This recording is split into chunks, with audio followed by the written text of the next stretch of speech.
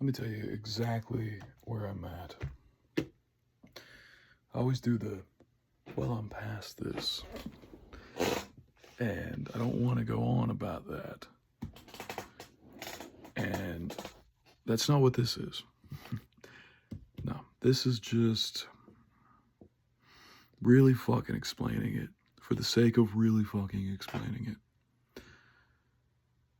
I go through my phone, I go through my gallery, in my videos especially, and a year ago, there's just video after video of me with very long hair laying in bed in the middle of the night complaining about not being able to move on from my past, complaining about my life at the time. And I did that so much. I was completely nocturnal. I could not move on from my past. It started from a girl. The whole thing's so frustrating to look back on. That's why I don't do it. But I'm going to do it for the sake of trying to move on from it cathartically. Just telling it all, getting it all out. So I can say I have, so I don't have to fucking hold on to it anymore. A girl who, it was the first girl I'd really spent a considerable amount of time with. Not a ton, but a considerable amount. And had a pretty intimate relationship. And I just ended up reflecting on all the time I wasted in early college, which wasn't even related, but I was now done with college and it just weighed on me. It didn't really make a ton of sense, but it triggered it, realizing I could have had that in the past.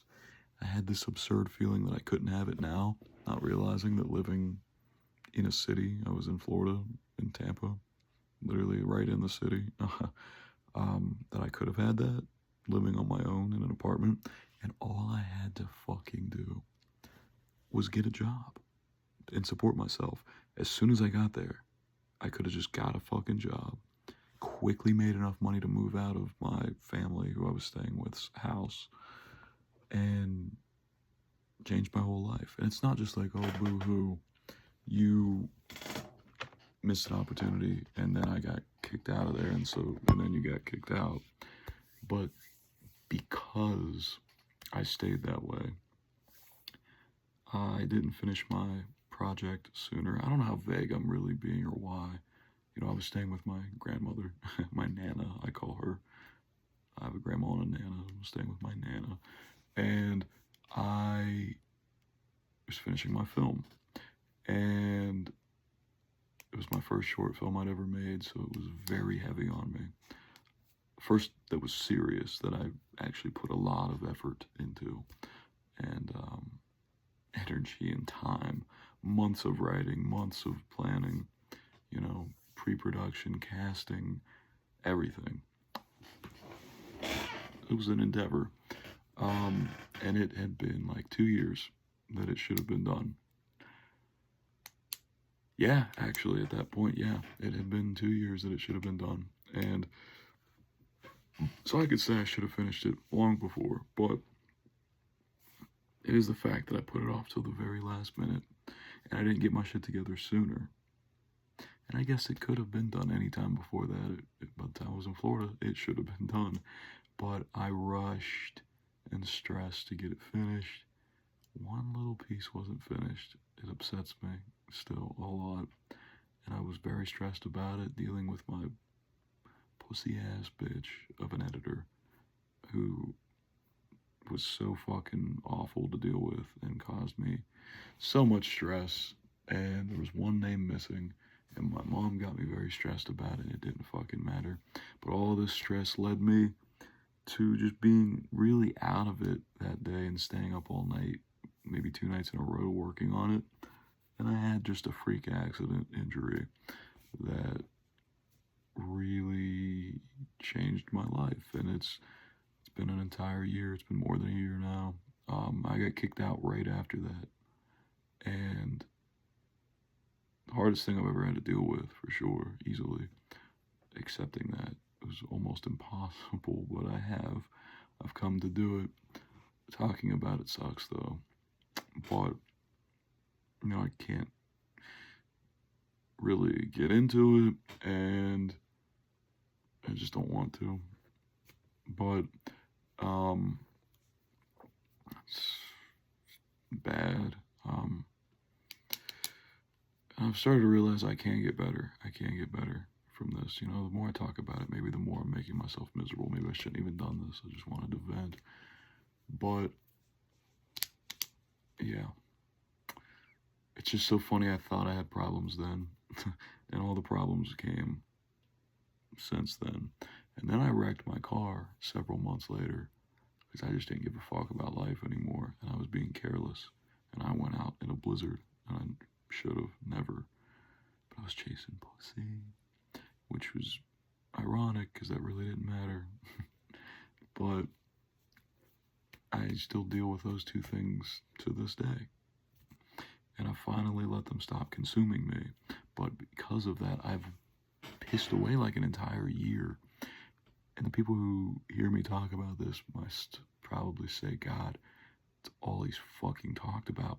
But it has literally created my entire year because I could not move on from those things.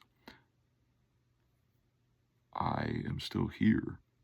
I couldn't make myself get a job because I was so entrenched in despair that I didn't see a path forward in life. I didn't feel I could have any of the things I wanted to have that would, like an outcome that would make me actually happy. I just didn't see a fucking point. And I just thought I was fucked. My body doesn't work anymore physically, and it's just all these issues, and I just felt so unlucky and unfortunate. And I was online manically, not manic by literal definitions, but just burying myself in reading about this, trying to solve these problems. And as a result, I had just come into such a pit of despair. I mean, just absolute despair. Like, just people who are just, like, killing themselves or want to kill themselves over this. And it was a dark, dark place. And I think I know I'm finally come out of that. And a huge part of it has just been, as I've said, being a fucking man and accepting what is. As fucking ridiculously hard as that has been, just accepting these injuries are what has happened. This is a part of me now. It doesn't mean I can't get better. I'm doing everything I can, and I'm going to continue to get better. There are treatments, there are options. I'm seeing doctors for both the different things. Really, there's more than two. There's three at least different injuries that have caused me all of these problems, the pain and the mental anguish and everything. And I just kept thinking, this is so unfair. I'm way too young to have these issues. How many people my age, I was 23 when all this happened, how many people my age have these kind of health problems? Meanwhile, I saw these people who were like jealous of me. Oh my God, you've lived in Denver. You were living in Florida, for those who even knew that. You work on movies. Wow, you must have the greatest life. And meanwhile, I'm like, at the time, I would fucking trade lives with anybody who was healthy. And it's just a crazy place to be in such despair about your health. And it was ruining me mentally, causing me so much disturbance. I was talking to an online therapist, it didn't help. It was ruining my relationships. Every girl I met ended so quick, so fast. And it was just adding to it, making me feel worse and worse and worse. But those things have actually, don't matter now. I'm in a situation that's really good now. And I'm still doing what I can to get better. But I guess my point is, I still see it. And I know as time goes on, I'll get further and further away from it. But, I just went in my gallery, and there's still all those videos of me talking back then. And I just think, God, if I had just got my shit together and quit being upset about my past that was years before that, I could have avoided all of this. And hindsight's 20/20. Some people say, Braden, you're too hard on yourself. You're too hard on yourself. It's hard not to be when you feel like you caused all these problems by doing stupid-ass things. I was told constantly, almost every day while I was out there, I needed to get a job or I'd get kicked out. And I didn't do it. And I got kicked out. And I've been back for over a year now, and I'm absolutely fucking miserable where I am. There's nothing here. There's no opportunities. I haven't moved on. I've been in my fucking bedroom almost every day doing absolutely dick shit. Been making lots of videos like this. I am finally moving on and making progress now, but it's just baffling to me. You get one life. I'm so young. I hate that this happened. And I'm being very vulnerable with this, but it's like I find a beauty in vulnerability, and this is something I hope I can look back on and go, look at where I was and look at where I'm at, where I am, where I'm at now. And hopefully that's not too long from now that I can do that. And you know, these injuries, I might carry them with me, but I hope I can get as much better as possible.